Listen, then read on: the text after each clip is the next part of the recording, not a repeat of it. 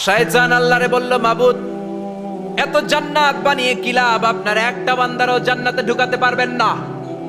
আমারে বানিয়েছেন জাহান্নামী, আমি আমার সর্বোচ্চ চেষ্টা দিয়ে আপনার সবগুলা বান্দারে জামাতে জাহান্নামে নিয়ে একসাথে ঢুকবো, পারলে জাহান্নাম আরো কয়েকটা বাড়িয়ে বানান।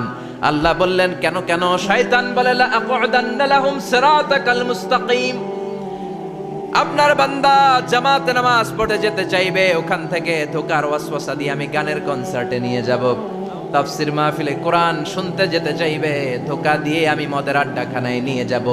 ওয়ালা তাজিদু আকসারাহুম শাকিরিন, একটারেও জান্নাতে ঢুকাতে পারবেন না। চ্যালেঞ্জ দিলাম। আল্লাহ বলল, শয়তান তুই আমারে চ্যালেঞ্জ দেস?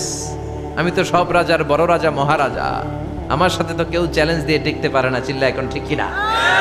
শয়তান তুই চ্যালেঞ্জ দিলি, আমিও তোর চ্যালেঞ্জ দিলাম। ওয়া ইজ্জতি ওয়া জালালি ওয়া ইরতিফাই মাকানি, আমার ইজ্জতের কসম, আমার জালালিয়াতের কসম, আমার মহানত্বের কসম, আমার ক্ষমতা আর দাপটের কসম, আজীবন আমার বান্দা গুনাহ করবে, পাপ করবে, অন্যায় করবে, কোন এক তাফসীর মাহফিলে এসে চোখের পানি ছেড়ে যখন ক্ষমা চাইবে, আমি জীবনের সব গুনাহ মাফ করে দেব।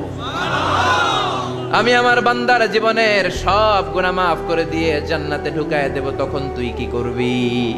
লাগফিরান্না লাহুম মা দামু ইস্তাগফিরুনি, যতক্ষণ আমার বান্দা আমার কাছে ক্ষমা চাইবে, আমি আমার বান্দার জীবনের সব গুনাহ মাফ করে দেব। সুবহানাল্লাহ পড়ে।